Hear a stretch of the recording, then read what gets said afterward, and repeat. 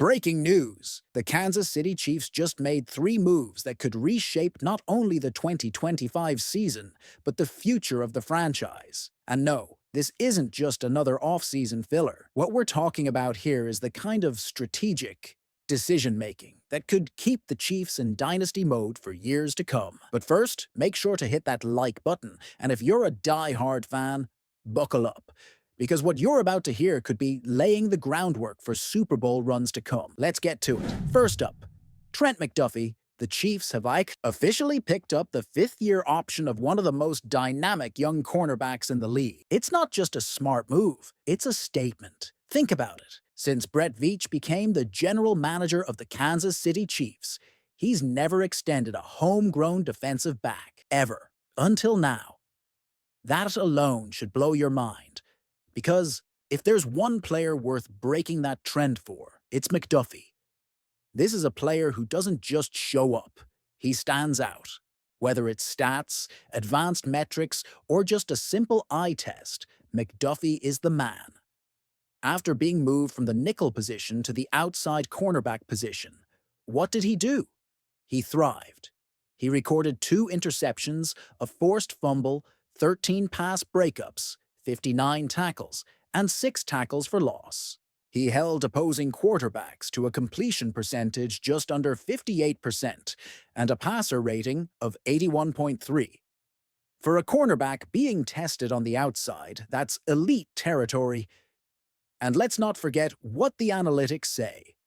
Pro Football Focus gave McDuffie an overall grade of 83.1. His pass rush grade? A mind-blowing 90.5. That's not a typo. His coverage grade? 80.6. And this kid is still only scratching the surface.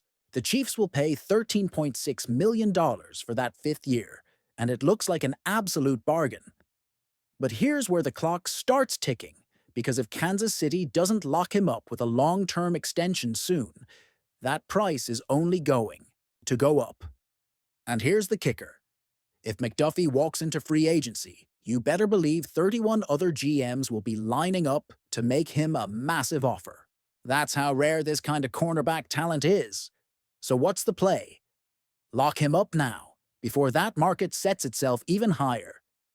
Now let's keep that energy rolling, because McDuffie wasn't the only one to get his 5th-year option picked up. Defensive end George Karlaftis is also staying in KC through at least the 2026 season, and while his numbers may not scream superstar just yet, the consistency and impact are undeniable. Let's rewind to his rookie season. 6 sacks, 11 quarterback hits. Solid, right? Then, in 2023, he jumps up to 10.5 sacks and 17 QB hits. That's not just development. That's trajectory.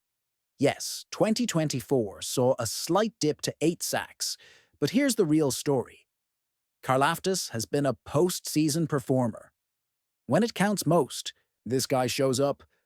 2-time Super Bowl champ already. And in just his first 2 years, he's proven he can get to the quarterback when it matters most.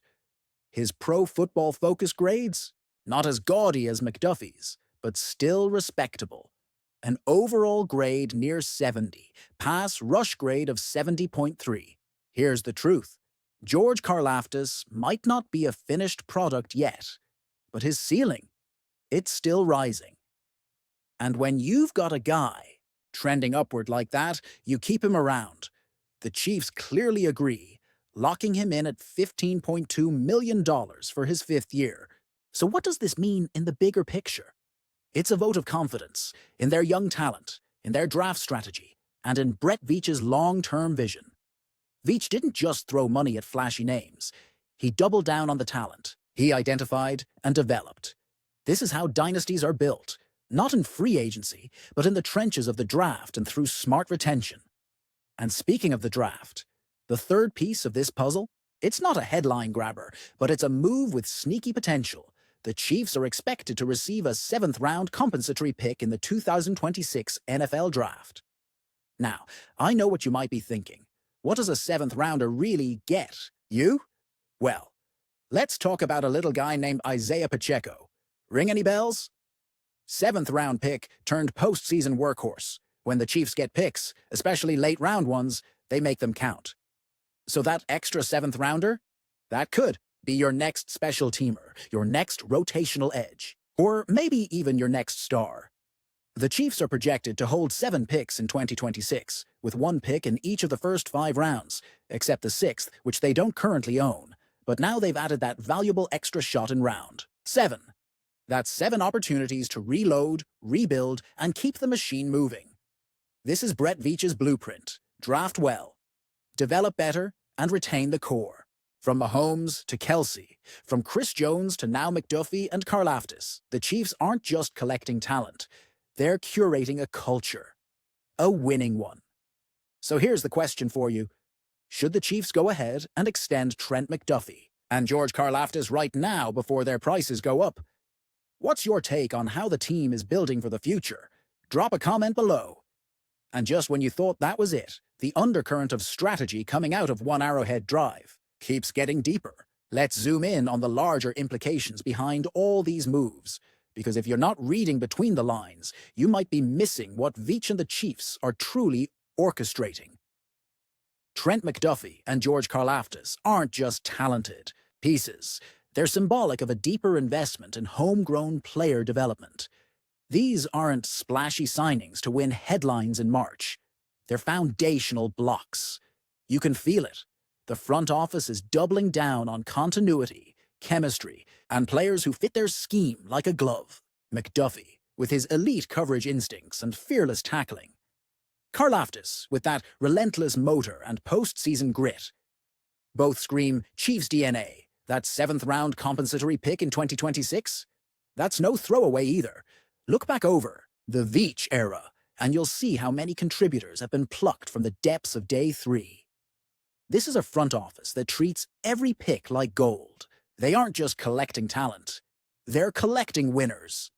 That extra pick is another dart on the board, another swing at finding the next Pacheco, the next late-round steal who becomes a crucial part of the championship engine. And this isn't just about 2026. It's about how Kansas City is insulating itself against the financial squeeze that comes from paying a generational quarterback like Patrick Mahomes. By securing guys like McDuffie and Karlaftis early, the Chiefs are staying ahead of the curve, locking in high-level production before it costs elite-tier money. It's cap-smart. It's sustainable. It's how you stay in the Super Bowl conversations, year after year. So let's flip this back to you. What do you think about how the Chiefs are managing their core talent? Are McDuffie and Karlaftis future lifers in Kansas City? Can this draft-first, develop-always strategy keep us on top? Drop your take in the comments. Chiefs Kingdom. Não esqueça de clicar no botão de curtir e se inscreva no canal. Go Chiefs!